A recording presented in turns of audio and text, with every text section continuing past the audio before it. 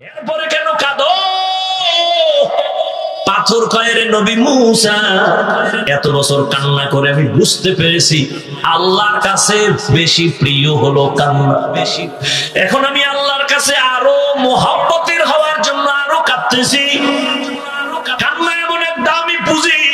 সন্তান যদি কান্না করে বলে আব্বু মাফ করে দাও, মা বাবার মায়া বাড়ে না কমে?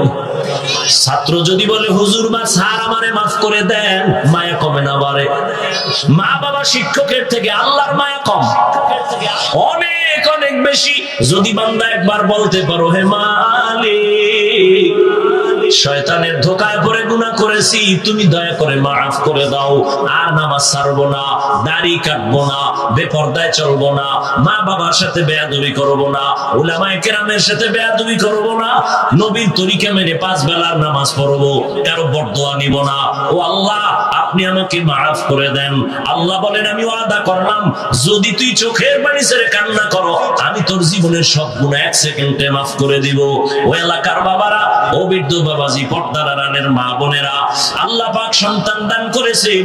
কত মানুষ বিবাহ করিয়া কত তদবির নেয়, কান্না করে সন্তান পায় না। আর আল্লাহ আপনাদের যাদের সন্তান দান করেছেন নিয়ামত মনে করে সন্তানটাকে আদর্শের পথে রেখে যান। ডাক্তার হলেও কোরআন পড়িয়া মা বাবার জন্য দোয়া করতে ভুলবে না। আদর্শ যদি সন্তান রেখে যান, ইঞ্জিনিয়ার হলেও কোরআন পড়িয়া মা বাবার জন্য দোয়া করতে ভুলবে না। আল্লাহর কাছে এখনো সময় আছে, তওবা করে নেন।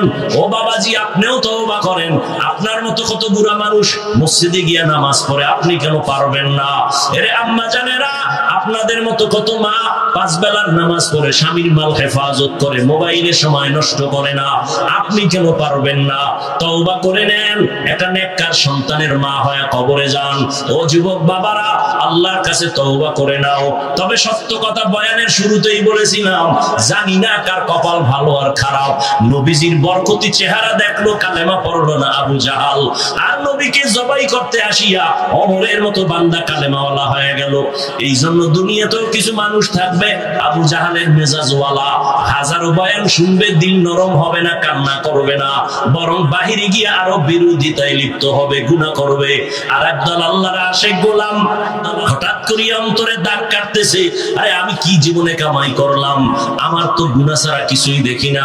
মানুষ আমাকে হুজুর বলে, মানুষ আমাকে কত সম্মান করে, মানুষ আমাকে ডাক্তার বলে, ইঞ্জিনিয়ার বলে, স্যার স্যার বলে সম্মান করে, অথচ আমার গুনার খবর আমার যদি জানতো, কেউ আমাকে সম্মান দিত না। আল্লাহকে ভয় করো, আল্লাহকে ভয় করো। ভয় করার মতো বলে না পারি না, তাহলে তোমার সাধ্য মতো ভয় করো।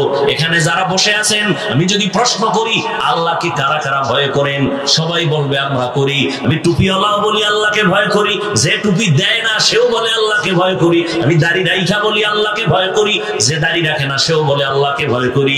আমি হালাল খাইয়া আল্লাহকে ভয় করি, আর একজনে হারাম খায় সেও বলে আল্লাহকে ভয় করি। করেনি? বলে আল্লাহকে ভয় করি। কিন্তু আসলে ভয়টা কি? সব কি সমান ভয়? না, আসলে ভয়ের হাকিকত বুঝি নাই। বলে ভয়ের হাকিকত কি? ভয়ের হাকিকত, ভয়ের নাম তাকওয়া, ভয়ের নাম খৌফ, ভয়ের নাম খাশিয়া। তাকওয়া বড় দামি এক সম্পদ। এটা যদি কেউ অর্জন করে, দুনিয়াতে 6টা পুরস্কার আল্লাহ দিবেন কোরআনে বর্ণিত, আর মরার পরে পরকাল জীবনে আল্লাহ আরো 2টা পুরস্কার দিবেন যারা তাকওয়া অর্জন করবে। তাকওয়া মানে আল্লাহকে ভয় করা। ভয় করার ব্যাখ্যা কি? বলে সন্তান মা বাবাকে ভয় করে, প্রমাণ মা বাবার সামনে সন্তান অন্যায় করে না। ছাত্র শিক্ষকের ভয় করে, প্রমাণ বলে শিক্ষকের সামনে ছাত্র অন্যায় করে না। ঠিক যারা আসলেই আমার আল্লাহকে ভয় করবে, গলায় ছুরি লাগবে, দাড়ির মধ্যে ছুরি লাগাবে না। হরকে দারত খৌফে হক দার দিল মাদাম জান্নাতুল মাওয়া দেহাদ ওরা মাকাম জুজবা হকচি জে মখাজ ইনসু জা ফজলে উআ মস্তে দরজুম লা জাহা। ও আমার কলিজার যুবক, তোমার মতো যুবক জেনারেল লাইনে থাকিয়াও যদি নামাজ পড়ে, দাঁড়িয়ে রাখে, পর্দা করে, তুমি কেন পারবা না রে বাবা? আমি তোমাকে হুজুর হওয়ার একবারও পরামর্শ দেই নাই যে তুমি স্কুল ছেড়ে মাদ্রাসায় যাও, আঙ্গ মতো হুজুর হইয়া তসবিহ লাও, পাগড়ি লাগাও, একবারও বলি নাই, বলবো না। বরং আমি তোমারে সাপোর্ট দিয়ে দোয়া করি তুমি একজন ইঞ্জিনিয়ার হও, একজন ডাক্তার হও, প্রফেসর হও, চাকরিজীবী হও, ব্যবসায়ী হও। তবে দাবি আমার একটা, বেয়াদব হইও না রে বাবা। মা বাবার সাথে খারাপ ব্যবহার যেন কখনো না হয়, তোমার আচরণে যেন কোনোদিন আলেম কষ্ট না পায়, তোমার ব্যবহারে যেন কখনো মুরব্বীরা কষ্ট না পায়, তোমার আচরণে যেন বন্ধু কষ্ট না পায়, তোমার আচরণে কখনো যেন শিক্ষক কষ্ট না পায়। জীবনে ডাক্তার হও, বেয়াদব হইও না, ইঞ্জিনিয়ার হও, বেয়াদব হইও না রে বাবা। তোমার দিকে তাকায় আছে গোটা সমাজ, গোটা দেশ, গোটা পৃথিবী। তোমার আদর্শ দিয়েই সম্ভব গোটা দুনিয়াকে আলোকিত করা, সমাজটাকে আলোকিত করা। তোমার মতো যদি সারা রাত মোবাইলে গুনাহ করে কাটাইতো, জীবনে কবি নজরুল হতে পারতো না। মানুষ সম্মানের জায়গায় বসতে হলে দুই পুঁজি লাগে। কয় পুঁজি? দুইটা পুঁজি লাগে। যুবক বাবারা, দুইটা পুঁজি লাগে। আইসা গেছে বইলা ফেলা, এই জন্য বেয়াদবি ক্ষমা চাই। বলবেন হুজুর আমগো না, বয়ান দিয়ে দিলেন একবার আবার কেন? বয়ান দিয়ে দিলেন একবার আবার কেন? আমার বয়ানটা যুবকদের জন্যই বেশি, কারণ মদিনার রসুল কি কয় জানোনি? বুড়ারা আমার চরম দুশ্মনী করছে আমার বিপদের সময়। আমার আব্বা ছিল না, আমি আম্মা বইলে ডাকতে পারি নাই। চতুর্মুখী দুশ্মন আমাকে মারার জন্য ঘরের বাইরে দাঁড়ানো, অস্ত্র নিয়ে দাঁড়ানো, মাইরেই ফেলাইবে। আমার আব্বাও নাই, মাও নাই। ঠিক সেই বিপদ সময় আমার বুড়ারা করেছে আমার বিরোধিতা, একমাত্র যুবকেরা করেছে আমার উপকার। তুমি যুবক কি উপকার করছো? নবীর দাড়ি কাটার কাইতে ফেলাইয়া নবীর উপকার করতেছে। কপাল এমন পোড়া পড়ছে, নিজেও নামাজ পড়ো না, কেউ পড়তেছে ধন্যবাদ দিবা তা না দিয়া আরো আঙ্গুল দিয়া হিংস দেয়, একটু লজ্জা দেয়। এই তোর বয়স কত? ও মাত্র এই। পড়ো কি? কয় ক্লাস 8। এত তাড়াতাড়ি বুজুর্গ হয়ে গেলি? কপাল পড়ছে তো, কপাল পড়ছে তো।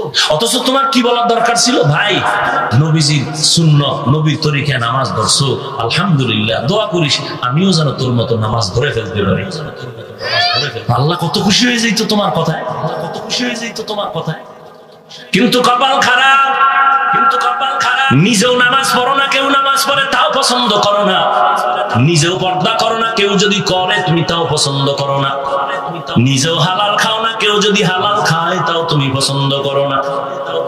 ও আল্লাহর বান্দারা, অথচ এত বয়ান, এত বয়ান, এত বয়ান, এত বয়ান, এত বয়ান, তাবলীগওয়ালাদের বয়ান, পীর মাশায়েখের বয়ান, বক্তাদের বয়ান, জুমার খতিবদের বয়ানের পর আমলনামা শূন্য কেন? একমাত্র অভাব, আল্লাহর প্রতি তোমার কোনো ভয় নাই। যদি ভয় থাকতো রে বাবা, আমিও মুসলমান, তুমিও মুসলমান। ও বৃদ্ধ বাবাজিরা, আপনাদের ধর্ম আমার ধর্ম আলাদা নাকি এক? আপনাদের আল্লাহ আমার আল্লাহ এক, আপনাদের নবী আমার নবী এক, আপনাদের কোরআন আমার কোরআন এক, আপনাদের ধর্ম, আপনাদের কালেমা আমার কালেমা এক নাকি? না আলাদা?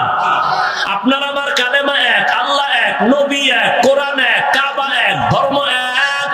দুনিয়াতে আসছি তাও সিস্টেম এক। মরণকালে কাফনের সংখ্যা হবে 3টা, তাও এক। কালার হবে আলাদা। হুজুরদের কাফনের কালার এক রকম, যারা হুজুর না তাদের কাফনের কালার আর এক রকম। কাফনের কালারও এক। কাফনের টাকাওয়ালার সম্মানে কেউ একটা কাফন বাড়াইয়াও দিবে না, গরিব হওয়ার কারণে একটা কাফন কেউ কমাইয়াও দিবে না। তুমি গরিব হওয়ার ধনী হও, মাওলানা হওয়ার মুক্তাদি হও, বক্তা হও, শ্রোতা হও, তোমার সবার কাফনের কালারও এক, সংখ্যা হবে 3টা, তাও এক। কবরের সাইজও হবে এক, কবরে রাখার পরে প্রশ্ন হবে 3টা, তাও এক। ও বাবারা, ও আল্লাহর গোলাম, ও পর্দার আড়ালের মা বোনেরা, কয়দিনের জীবন বাহাদুরি করবেন? এই ছাত্র জনতার আন্দোলনে কত প্রাণ চলে গেল, করোনার ভেতরে কত তাজা তাজা প্রাণ চলে গেল। শুরুতেই বলছিলাম বাবা, আজকে আপনাদের এলাকায় আসতে গিয়া রাস্তায় অ্যাক্সিডেন্ট, লাশ রাস্তার পাশে ফালানো, পুলিশ সেখানে মানুষজন দাঁড়ানো। ও আল্লাহর বান্দারা, আজকে তুমি এখানে বয়ান শুনতেছো, আগামী কালকে হতে পারে কবরের বাসিন্দা, আগামী বছর এখানে বয়ান চলতে পারে, আমি থাকবো না তুমি থাকবা তার কোনো গ্যারান্টি নাই। কিন্তু চিন্তা করো, মরা তো লাগবেই, না বাঁচার উপায় আছে? মরণ থেকে যতই পালাও, মরণ তোমায় নিবে ঘিরি, যদিও শুধু আকাশ পানে লুকাও সেটাই লাগিয়ে সিঁড়ি। নদী পথে নৌকা চালাও ও মাঝি ভাই, চাই, বেলা ডোবার আগে আমি ওপার উঠতে চাই। ও আল্লাহর বান্দারা, মরণ থেকে পালানো যাবে না, মরণটা তো একদিন হবেই। তবে হিসাব দুইটা, রেখে যাব কি সঙ্গে নিয়ে যাব কি? আমি মইরা গেলে মানুষ আমারে কি বইলে স্মরণ কইরা বড়দোয়া করবে না দোয়া করবে? একটা পুঁজি আমার অর্জন করা লাগবে। আমি মরিয়া গেলে কেউ যেন আমার জন্য বড়দোয়া করতে না পারে। মা বাবায় যেন কাঁদে আর বলে, আল্লাহ তুমি আমার সন্তানটারে মাফ করিয়া দাও। আমার শিক্ষক যেন কাঁদে আর দোয়া বলেন, দোয়া করেন, আল্লাহ আমার ছাত্রটারে তুমি মাফ করে দাও। আমার মুরব্বীরাও যেন দোয়া করে, আল্লাহ ভদ্র ছেলেটা কত আমল করতো, তুমি মাফ করে দাও। আমার এক কাছের এক প্লেটে খানা খাওয়ার বন্ধুটাও যেন দোয়া করে, হাফিজ ভাইয়ের ব্যবহারে কোনোদিন কষ্ট পাই নাই, কত মহব্বত করতো, বিপদের খবর শুনলে দৌড়াইয়া চলে আসতো। আল্লাহ গো, বন্ধুটারে হারাইলাম, তুমি মাফ করে দাও। এইটা একটা বড় হিসাবের বিষয়।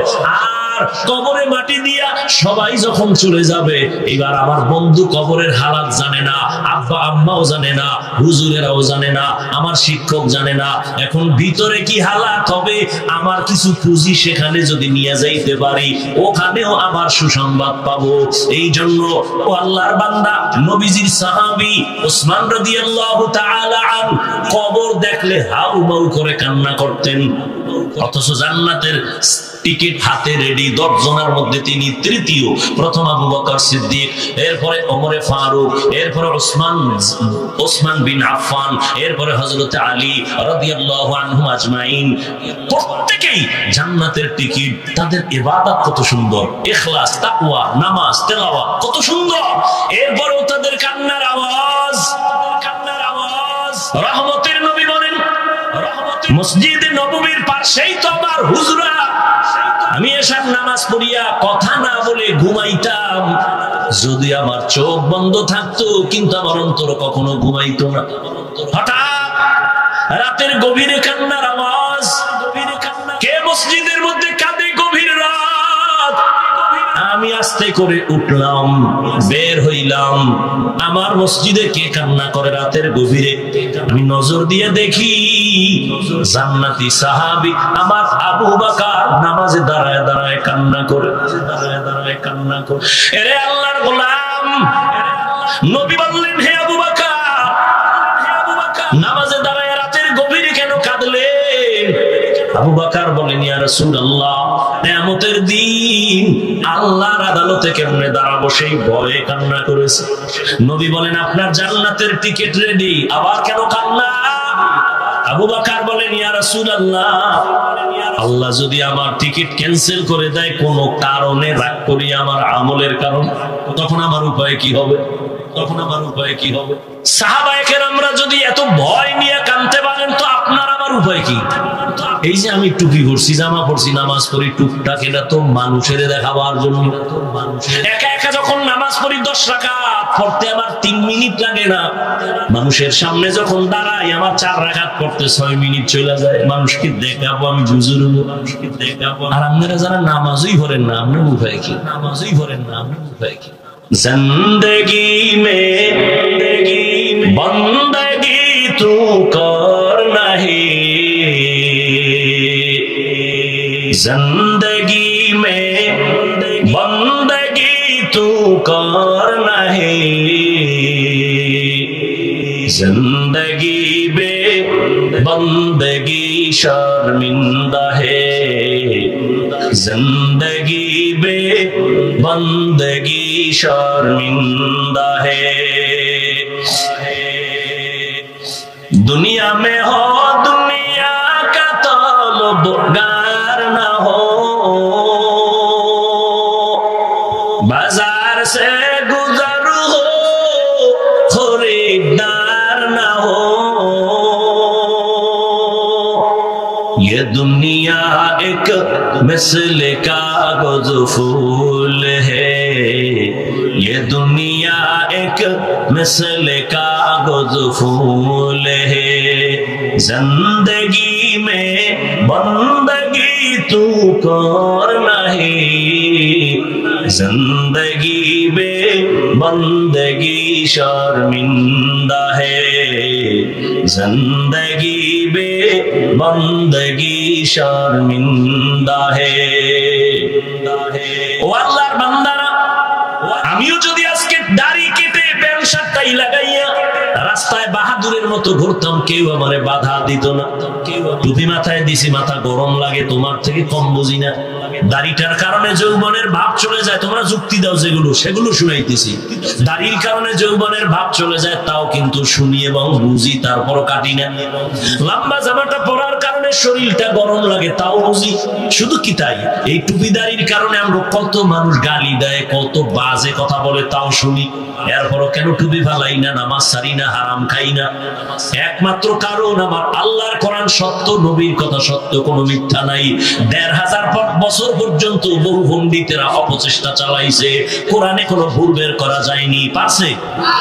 বরং বহু বিধর্মী আল্লাহর কোরআনের কাছে মাথা নত করে কালেমাওয়ালা হয়ে গেল। ওই কোরআন সত্যরে যুবক, ও পর্দার আড়ালের মা বোনেরা, অমিদ্ধ বাবাজি, আল্লাহর কোরআন কিন্তু সত্য, কোনো মিথ্যা নাই, কোনো ভুল নাই। এখনো যদি কেউ ভুল বের করে দাও, আমি এখন দাড়ি কেটে ফেলবো, নামাজ বাদ দিয়া প্যান্ট শার্ট পরে নাচ গান শুরু করবো রাস্তায়। একটা ভুল পারলে বের করে দাও, কিয়ামত পর্যন্ত কেউ পারবে না। ও যুবক বলো বাবা, ও বাবাজিরা বলেন, আমার আল্লাহর কোরআন আসলেই কি সত্য? কোন সন্দেহ? কত পার্সেন্ট সত্য? ২ নাম্বার প্রশ্নের জবাব দেন, ওই কোরআন শরীফের মধ্যে আমার আল্লাহ জান্নাতের বয়ান করছেননি? করেন নাই? সত্য কথা বলতে এত টেনশন কেন? ওই কোরআনের মধ্যে জাহান্নামের বয়ান আসেনি? কে জান্নাতে যাবে, কে জাহান্নামে যাবে, আল্লাহ তাও বলেছেন, ইন্নাল আবরারা লাফি নাঈম ওয়া ইন্নাল ফুজ্জারা লাফি জাহিম। নেক আমলওয়ালারা জান্নাতের যাত্রী, যারা গুনাহগার তারা জাহান্নামের যাত্রী। জান্নাতটা কেমন আরামের ঘর, আল্লাহ তাও বয়ান করেছেন, জান্নাতিন তাজরি মিন তাহতিহাল আনহার, এমন মজার জান্নাত, মা তাশতাহি আনফুসুকুম, যা চাইবে তাই পাইবে। ঝর্ণা থাকবে, প্রবাহমান ঝর্ণা, মধুর নহর, দুধের নহর। কত সুন্দর জান্নাত, যেখানে কোনো বাথরুম নাই, কালো মানুষ থাকবে না, সব থাকবে, বুড়া বুড়ি থাকবে না, সব যুবক যুবতী, সব সুন্দর আর সুন্দরী, কোনো বাথরুম তো নাই, কোনো দুর্গন্ধ নাই। এমন সুন্দর জান্নাত পাবে যারা নেক আমল নিয়ে যাবে। আর যারা গুনাহগার, এদের জন্য আল্লাহ জাহান্নাম বানাইছেন। কেমন জাহান্নাম, আল্লাহ তাও কোরআনে বয়ান করেছেন, ওয়াকুদুহান নাসু ওয়াল হিজারা আলাইহা মালাইকাতুন গিলাযুন শিদাদুন লা ইয়াসুনাল্লাহা মা আমারহুম ওয়া ইয়াফআলুনা মা ইউমারুন। আল্লাহ তাআলা বলেন, জাহান্নামের ইন্ধন হবে মানুষ আর পাথর। দুনিয়ার আগুনটা জ্বালাইতে মানুষ নরম জিনিস ব্যবহার করে, কেরোসিন, খের কুটা। আর জাহান্নামের আগুনে তো ভয়ঙ্কর, আল্লাহ ব্যবহার করবেন শুরুতেই শক্ত জিনিস, বলে কি? মানুষ আর পাথর। কোন মানুষ? আল্লাহ তা বলেন নাই। গুনাহ নিয়ে যারা যাবে, কালেমা মুখে আসবে না, তাদের দিয়ে আল্লাহ জাহান্নামের আগুন জ্বালাবেন। আর পাথর, এই জন্য কোরআনের আয়াতে আল্লাহ বলছেন, এক আয়াতে, পাথরেও জাহান্নামের ভয় কান্না করে।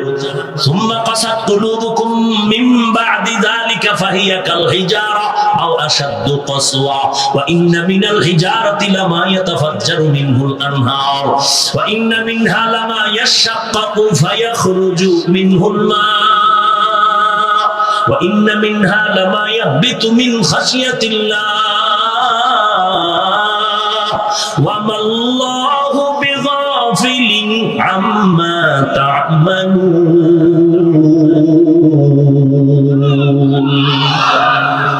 আল্লাহ কোরআনে বলেন, ওরে আল্লাহর কিছু জমিনে পাথর আছে, এরা জাহান্নামের ভয়ে কাঁদে।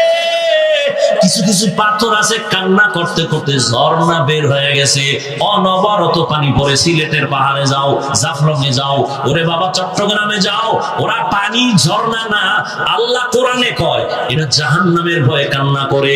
আবার কিছু এমন পাথর আছে, ওরা টপকায়া টপকায়া পানি পড়ে হালকা কান্না করে, জাহান্নামের ভয়ে। আবার কিছু পাথর আছে, ওরা যদিও কাঁদে না, কিন্তু ভয়ের কারণে ফেটে যায়। দেখবেন পাথর লাফ দিয়ে আজকে এখানে, কালকে আরেক জায়গায়। এইভাবে আল্লাহর ভয়। আর একটা ঘটনা আছে, ইমাম ফখরুদ্দিন রাজির মতো কিয়ামতের আগে হতে পারবেন না, যত বড় দাবি করেন, সেখানে ধাক্কা। যত বড় মুহাদ্দিস দাবি করেন, শাহ ওলিউল্লাহ মুহাদ্দিসের 1000 ভাগের 1 ভাগও হতে পারবেন না। তো এই বরাতের বাহাদুরি করে লাভ কি? যেখানে গিয়ে আটকায় যাবে।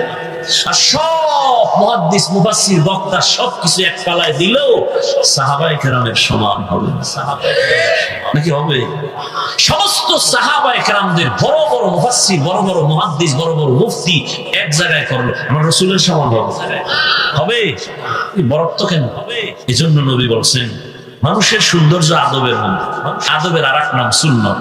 আদবের আরেক নাম কথার মধ্যে আদব, বসার মধ্যে আদব, চোখের চাহনির মধ্যেও আদব আছে। চোখ দিয়ে যে তাকাইতেছি এখানেও আদব আছে। হাঁটতেছি রাস্তা দিয়ে, হাঁটার মধ্যেও আদব আছে। বসার মধ্যে আদব আছে। আমার অঙ্গ প্রত্যঙ্গ গুলো নাড়াচাড়া করতেছি, এখানেও আদব আছে। আদব কাকে বলে? আদব বলা হয় যেই বস্তুটা যেখানে রাখা উপযুক্ত ওখানে রাখার নাম আদব, না রাখার নাম বেয়াদবি। না রাখার নাম বেয়াদবি। কোরআন শরীফ উপরে রাখবে এর নাম আদব, টুপি মাথায় রাখবে এর নাম আদব, টুপি মাথায় রাখবে এর নাম আদব। প্রত্যেকটা জিনিস যেখানে রাখা উচিত ওখানে রাখা, এটাই আদব। যেই কথা যেখানে বলা প্রয়োজন ওই কথা ওখানে বলা আদব। যেই লেভেলে বলা, যেই আওয়াজে বলা উচিত ওই আওয়াজে বলা আদব। রাসূলের সামনে উচ্চ কণ্ঠে কথা বলা হারাম, ওখানে নরম কণ্ঠে অল্প আওয়াজে কথা বলবে। এটা রাসূলের আদর্শ, আল্লাহর আইন। এটা রাসূলের আদর্শ, আল্লাহর আইন। আলহামদুলিল্লাহ আপনারা আলহামদুলিল্লাহ আসছেন কষ্ট করে, আসছেন কষ্ট করে। দুনিয়ার উদ্দেশ্যে আসেন নাই কেউ, একমাত্র আখিরাতের সম্বল সঞ্চয় করার জন্য। আল্লাহ সবাইকে কবুল করেন। আমি কোরআনে হাকিমের সূরা আলে ইমরানের এক আয়াতে কারিমা তেলাওয়াত করেছি, নবীজির একটি হাদিসের অংশ পড়েছি। খুব সংক্ষেপ সময় আয়াত ও হাদিসের আলোকে ইখলাস ও রুহানিয়াতের সমন্বয়ে সহিহ নিয়তে, সহিহ তরিকায়, সহিহ কিছু কথা বলতে পারি, আপনারা শুনতে পারেন। দয়াময় আল্লাহ তৌফিক দান করেন। নবীজি যদি দোয়া করতেন উহুদ পাহাড় স্বর্ণ হয়ে যাও, হইতো না? নবী কি দোয়া করছেন? ও আল্লাহ, তুমি আমাকে গরিবী হালাতে রাখো, আমি ভালোবাসি, আমি ভালোবাসি। গরিবী হালাতে আমারে মরণ দাও, কিয়ামতের দিন আমি যেন গরিবের মজলিস নিয়ে কাতারে দাঁড়াতে পারি হাসরের মাঠে, দাঁড়াতে পারি হাসরে। এবং আমি গরিবের ফজিলত বর্ণনা করলাম। ধনী লোকের 500 বছর আগে একটা গরিব আল্লাহর জান্নাতে চলে যাবে। ও ধনী, গরিবকে তুচ্ছ মনে করিও না। ধনী তোমার আগে গরিব জান্নাতে যাবে। ও শিক্ষিত ভাই, সাধারণ মানুষকে তুমি তুচ্ছ মনে করিও না, সেও তোমার মতোই মানুষ। তোমারও 2 হাত, তারও 2 হাত। হতে পারে তোমার হিংসার কারণে কলব খারাপ, কিন্তু তার মধ্যে হিংসা না থাকার কারণে তার কলবটা ভালো, তোমার আগে জান্নাতে যাবে। আল্লাহ বিচার করবেন ভিতর দেখা, মানুষ বিচার করে উপরেরটা দেখা। আল্লাহ উপরেরটা দেখে বিচার করলে কালো বেলাল কোনোদিন রাসূলের এত নিকটে যেতে পারত না, এত নিকটে যেতে পারত না। রহমতের নবী মক্কার পাশে বসে, ভাই ইকো বন্ধ করো, রিভাবটা একটু কমো। ইকো দিবা না, শুধু রিভাব দিবা হালকা। ইকো দিবা না, শুধু রিভাব দিবা। আপনারা 1 ঘন্টা বয়ান শুনতে গেলে কি ক্ষুধা লাগবে বেশি মনে হয়? হ্যাঁ, আর এখানে কি খানা দিবে এরকম আশা আছে? আচ্ছা, 1 ঘন্টার ক্ষুধা কি বাদাম খাইলে কমবে? বলেন, কমবে? ক্ষুধা যাবে? ক্ষুধা যাবে? এটা বেহেশতের বাগান। ক্ষুধার প্রয়োজন হলে দোকান আছে না? কথা বলি, দোকান আছে, ওখানে গিয়ে চা পান করেন, যা খাওয়ার খেয়ে আসেন। ওয়াজের মজলিসে বসছেন, বসে কোরআনের কথা হচ্ছে। সব জায়গায় চালাকি আর মাস্তানি চলে না, সাবধান। জীবনে বহু চালাকি করছেন, এবার ফিরে আসেন। বহু চালাক ধরা খায় কিন্তু বেতাল হয়ে পড়ে আছে। দেখেন না কেমন কপাল, বাংলাদেশের হিরো, টাকার অভাব নাই, কপাল খারাপ। ওই যে শুরু থেকেই শুরু করছি আজকে, এখানে আসতে কপাল লাগে, বসতে কপাল লাগে, দোয়া কইরা চোখের পানি ফেলে বিদায় নিতে কপাল লাগে। কপাল। বাংলাদেশের হিরো, যাদের দিকে চোখ তুলে কথা বলতে পারতো না, বাংলাদেশের নাম করা হিরো, কপাল খারাপ। মা মারা গেছে, জানাজায় যেতে পারে না। কি ফেসবুকের গোলাম ভাইরা দেখো নাই গতকালকের ঘটনা? গতকালকের ঘটনা কি দেখো ফেসবুকে? আকাম দেখো, কি দেখো ফেসবুক, কি দেখো? এটি দেখো না যে কপালটা কত খারাপ? হাজার হাজার হাজার হাজার হাজার হাজার কোটি টাকার মালিক আঙ্গুলের ইশারায় বাংলাদেশকে উঠাইতে পারে, বসাইতে পারে। আজ কপাল খারাপ, মা মরে গেছে, কলিজার মা জানাজায় যেতে পারে না, কপাল, এর নাম কপাল।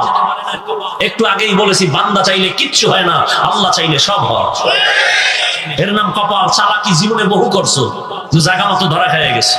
টাকায় চালাকের বাঁচাইতে পারে না, ক্ষমতার চেয়ে আর চালাককে বাঁচাতে পারে না। আর তুমি নাকে তেল দিয়ে ঘুমাও, দেশ স্বাধীন হয়ে গেছে।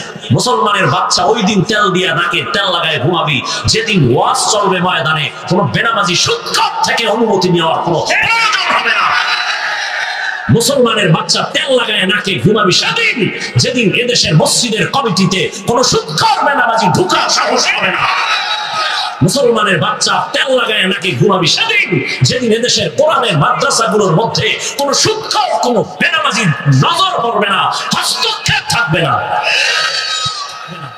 তুমি এখানে তেল লাগায় ঘুমাও, আর অন্যদিকে দেহ ব্যবসায়ী মহিলারা সাংবাদিক সম্মেলন করে আমি অধিকার ফেরত দাও, আমি অধিকার ফেরত দাও। আমরা দেহ ব্যবসা করে খাই, এইখানে হাত দেওয়া যাবে না, হস্তক্ষেপ করা যাবে না, আমি অধিকার ফেরত চাই। তুমি নাকে তেল লাগায় ঘুমাও, দেশ স্বাধীন, ঘুমাও, দেশ স্বাধীন। মুসলমান কখনো ঘুমানোর সুযোগ নেই।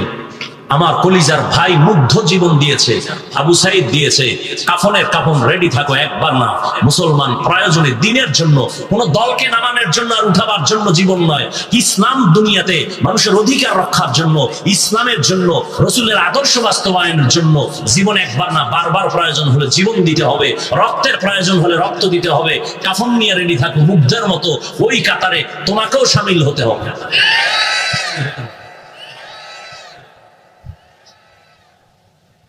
বহু চালাক ধরা খাইছে, তুমি চালাক যে খাবা না গ্যারান্টি কি? আজকে ঢাকার থেকে ওয়াজে আসতেছি, দেখি রাস্তার পাশে পেঁচায় রাখছে, লাশ পড়ে রয়েছে, অ্যাক্সিডেন্ট হয়েছে। তুমি আজকে এখানে বসে আছো, কালকে খবর হয়ে যাবে, আসো সবাই জানা যায় অমুকে নাই, সবাই জানা যায়। চালাকি ছেড়ে দাও, চালাকি ছেড়ে দাও। আর যদি চালাকি করো, করিও, তবে আমার দাবি মা বাবার সাথে করবা না, কোনদিন আলেম ওলামাদের সাথে চালাকি করবা না। এই বাংলাদেশে যাদের পতন দেখো শুধু আলেমদের সাথে বেয়াদবি করার কারণে।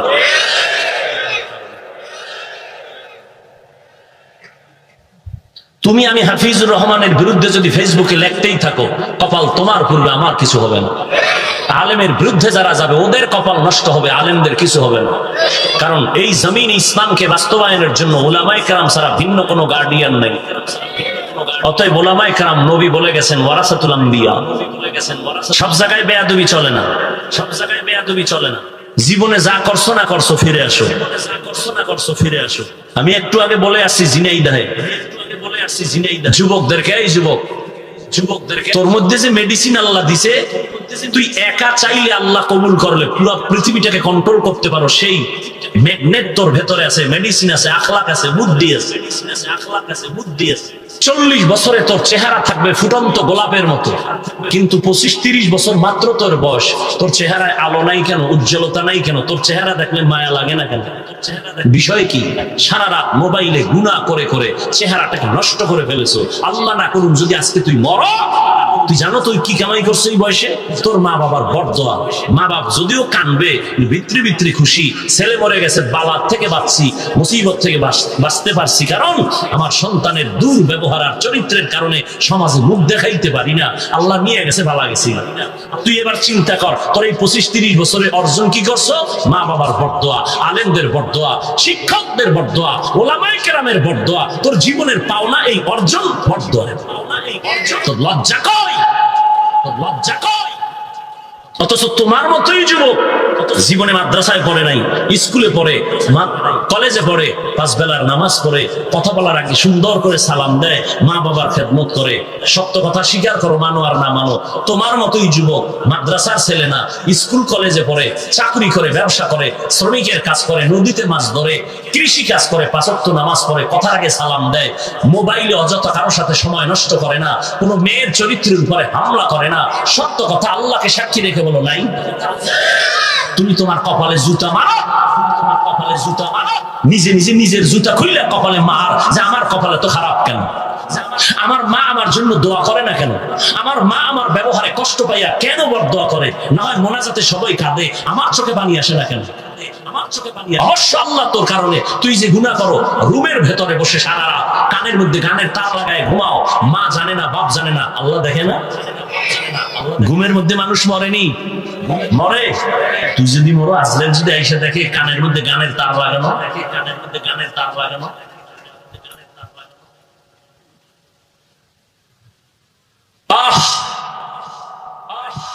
আল্লাহ হেদায়েত দান করুন। ইয়া আইয়ুহাল্লাযীনা আমানুত্তাকুল্লাহা হাক্কা তুকাতিহি ওয়া লা তামুতুন্না ইল্লা ওয়া আনতুম মুসলিমুন। সম্মান দেয় কে? সম্মান দেয় সন্দেহ? বুঝা কোন সম্মান কে দেন? আল্লাহ। সম্মান কে দেন? এই পাওয়ার কার হাতে? আল্লাহ যদি সম্মান দেন, আল্লাহ যদি সম্মান দেন, আর মানুষের সম্মান দেওয়া, দুইটাই ব্যবধান আছে। সম্মান দেওয়া দুইটাই ব্যবধান। এই মেয়ে তুমি ডিস্টার্ব করো কেন বাবা? এই মেয়ে তুমি ডিস্টার্ব করো কেন বাবা? এই মোবাইলের বিরুদ্ধে বয়ান করি না, একটা বয়ানও বাংলাদেশে নেই। শুধু তাই না, প্রত্যেকটা মোনাজাতে বলি আল্লাহ মোবাইলের গুনাহের থেকে হেফাজত করেন। বারবার এমন একটা মোনাজাত আমার নাই যে মোনাজাতে আমি কথা বলি না আল্লাহ মোবাইলের গুনাহের থেকে আমাকে হেফাজত করেন, গুনাহের থেকে আমাকে হেফাজত। আচ্ছা, তোমার প্রয়োজন কি মোবাইল বয়ানটা রেকর্ড করবা? তুমি যৌক্তিক যদি আমি জবাব চাই যে ভাই মোবাইল উঠাইছো কেন, তুমি জবাব দিবা যদি জ্ঞান থাকে যে হুজুর আপনার ভক্ত তো বয়ানটা রেকর্ড করবো। তুমি 200 হাত দূরে বইয়া রেকর্ড করলে না রেকর্ড ভালো হবে না ছবি ভালো হবে, বরং তোমার কাজটা নিখুঁত ভাবে মিডিয়াওয়ালারা করতেছে না, নিখুঁত ভাবে কথা বলেন। তোমার প্রয়োজনে তুমি সকালবেলা ডাউনলোড করে নিতে পারবা না? সকালবেলা ডাউনলোড করে নিতে পারবা। এর দূর বুদ্ধি না থাকলে কচু গাছ খুঁজো, বুদ্ধি না থাকলে কচু গাছ খুঁজো। কি বাহাদুর, কি মোবাইল আমাকে দেখায় আমি মোবাইলওয়ালা, আমাকে দেখায় আমি মোবাইলওয়ালা। ধ্বংস করে দিল এই মোবাইল, চরিত্র, জীবন, যৌবন, লেখাপড়া সব ধ্বংস করে দিল। বহু যুবক ল্যাংটা হয়ে রাস্তায় ঘুরে শুধু মোবাইল মোবাইল করে, খানা নাই, ঘুম নাই, টাকা নাই। মায়ের টাকা চুরি করছে মোবাইলের কারণে, বাবার টাকা চুরি করেছে মোবাইলের কারণে। অনেক সন্তান মোবাইলের কারণে মায়ের গায়ে হাত তুলেছে, বাবার গায়ে হাত তুলেছে। আল্লাহ তুমি হেদায়েত দাও, হেদায়েত দাও।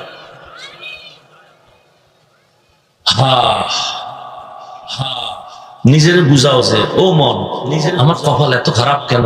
আমার মতোই তো যুবক র্যাব, আর্মি, পুলিশ, বিডিআর, দাড়িওয়ালা নামাজ পড়ে, ব্যবসায়ী নামাজ পড়ে, চাকরি করে নামাজ পড়ে, মা বাবার খেদমত করে, ডাক্তার নামাজ পড়ে, ইঞ্জিনিয়ার নামাজ পড়ে, প্রফেসর নামাজ পড়ে। কত সুন্দর ব্যবহার, সালাম কালাম, নম্রতা, ভদ্রতা, শালীনতা। আমার এমন কেন? শালীনতা আমার এমন কেন? যুবকদের জন্য আমার শেষ কথা, আজকে তোমাদের জন্য বয়ান শেষ। আজকে তোমাদের জন্য বাকি কিছু কথা বলবো, বাকি যারা আছে মুরব্বি টুরব্বি এদের জন্য। তোমার বয়ান এখন যে কথাটা বলবো এটা যুবকদের জন্য, আজকের জন্য এই বয়ান আমার শেষ, যুবকদের জন্য। বাকি থাকলে বরকত পাবা, সেটা আরো ভিন্ন কথা। যুবকদের শেষ বয়ান আমার, শেষ শব্দ, শেষ বয়ান। জীবনে কিছু যদি করতে নাও পারো, অনুরোধ থাকলো আমার, মা বাবার দোয়া নিও, শিক্ষকের দোয়া নিও, আলেমদের দোয়া নিও, মুরব্বীদের দোয়া নিও। একান্ত যদি দোয়া নিতে নাও পারো, আমার শেষ দাবি বড়দোয়া নিও না। শেষ, তোমাদের ওয়াজ আমার জন্য শেষ, শেষ, তোমাদের ওয়াজ আমার জন্য শেষ। আল্লাহর কসম করে বলি, যদি আমার এই ওয়াজটা কাজে লাগাইতে পারো, তুই ডাক্তার হলেও মরিয়া যাবি। কবি নজরুলের স্মৃতিচারণে তোর ইতিহাস তৈরি হবে, সুনামের সাথে মানুষ মাথায় নিয়ে নাচবে। তুই ডাক্তার হবি, মানুষের মাথার উপরে তোর পা থাকবে, আল্লাহ সম্মান দিবে। যদি এই কথাগুলো মানতে পারো, মা বাবার দোয়া নাও, আলেমদের দোয়া নাও, মুরব্বীদের দোয়া নাও, শিক্ষকদের দোয়া নাও। অন্তত দোয়া নিতে যদি নাও পারো, বেয়াদবি নিয়া পরে বড়দোয়া নিস না।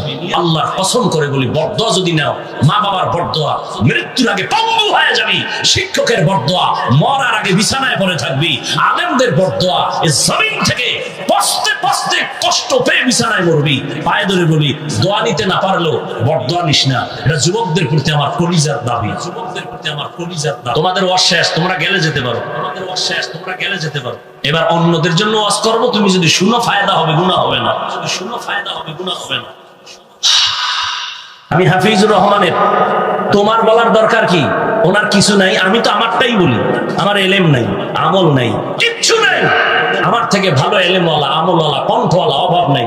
কিন্তু বঙ্গোপসাগর কুয়াকাটার থেকে আল্লাহ আমাকে ধাক্কা দিয়া যশোরের মাটির চেয়ারে বসাইতে এলেম লাগে না। আল্লাহ যদি সম্মান দেয়, আল্লাহ যোগ্যতা চায় না, আল্লাহ পাক বসাইয়া যোগ্যতা দেয়। আর দুনিয়ার মানুষ যদি কাউকে সম্মানের চেয়ারে বসাইতে চায় আগে যোগ্যতা খুঁজে, এরপরে চেয়ার দেয়। আর আল্লাহ আগে চেয়ার দেয়, এরপরে যোগ্যতা দেয়। আল্লাহ কাউকে সম্মানের মানদণ্ডে উঠাইতে যোগ্যতা লাগে না। আল্লাহ চায় দিল ভাঙ্গা, দিল পরিষ্কার, বিনয়ী, ভদ্রতা, নম্রতা, শালীনতা, ভাঙ্গা দিল। ঘটনাটার একটু টাচ করছিলাম, বলেই ফেলি 2 মিনিট। নবীজি মক্কার পাশে মাথাওয়ালা দামি দামি মক্কার মানুষ নিয়ে কথা বলতেছেন, সব মুশরিক।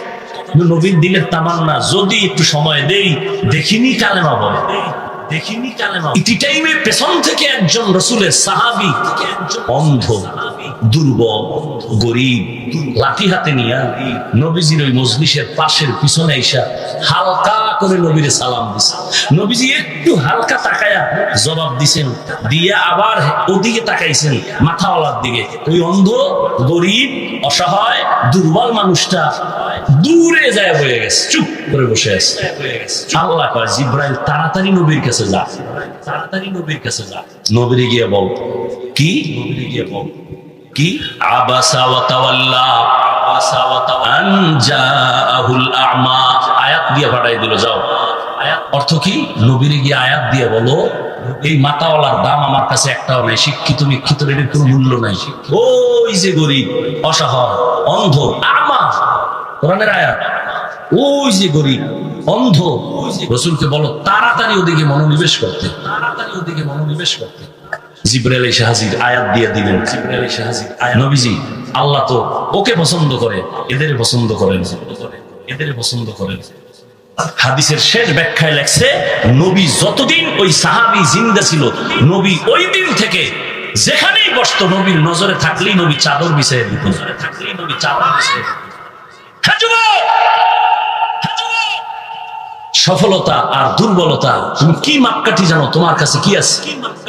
তুমি মনে করতেছো লোকটা খুব দুর্বল, কিন্তু কলবের পাওয়ার সম্পর্কে তোমার জানা নেই, সম্পর্কে তোমার জানা নেই।